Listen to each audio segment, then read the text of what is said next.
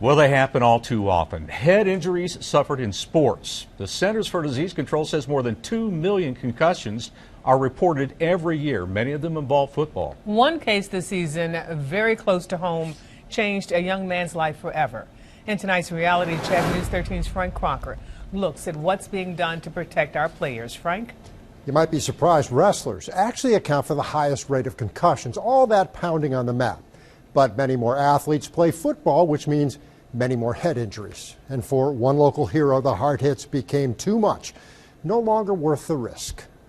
Third down and long. Western Carolina Catamounts. Number 20, Darius Ramsey. Ramsey walloped. He was the star running back until September 19th at Tennessee, when a tackle ended his career. I knew that this one was worse than the other ones I've had because it wasn't just a headache. I mean, it was my everything was just off. The other ones, so many players can say the same thing. Multiple concussions from hits to the head that jostle the brain like jello. Repetitive head trauma chokes the brain. It's a controversy coming to the big screen Christmas Day. Concussion.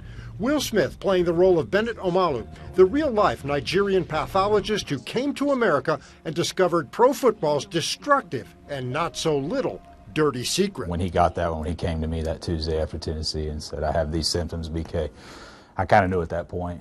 I was heartbroken. Brandon King, BK, is Western's head athletic trainer who had to help Darius Ramsey with his toughest call to leave the game he loves. That's big. That's huge. I mean, to have a 22-year-old kid make that kind of decision. To me, Darius is Western Carolina football. Darrell Sims coaches Catamount running backs, players who get the ball and become the target of an entire opposing team. He knows concussions aren't always caused by the big hits. Sometimes it's the one that people don't see. It's the silent assassin.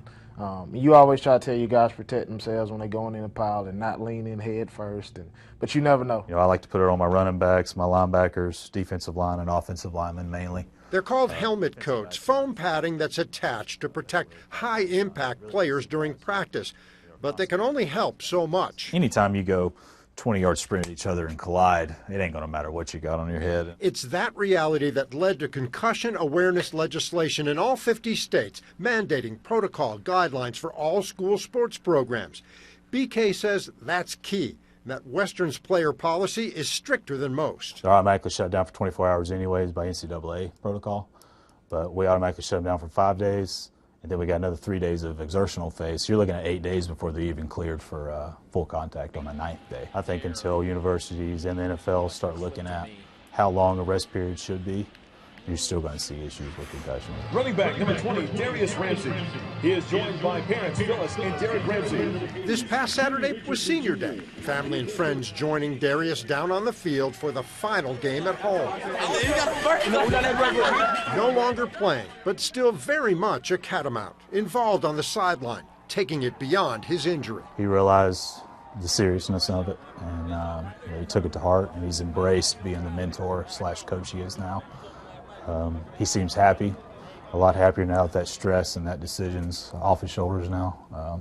But big man. Whose big decision offers an even bigger lesson for players who might want to ignore injury, play on, and cause permanent damage. Lord knows who's going to be in his shoes later on, and they'll be able to see that example and say, you know what, Darius had to make this decision. It's probably the right decision. Because he was the leader of this football team. He was the heartbeat of this team. And they saw him and what he went through. So now they're more cautious. At the end of the day, it's not worth it to lose what's up here because you're not going to get that back. Darius was a great football player. He is also a very good student. He'll graduate in May with a degree in accounting. He already has an internship set up with a firm in Charlotte, and we, of course, wish him the best of luck.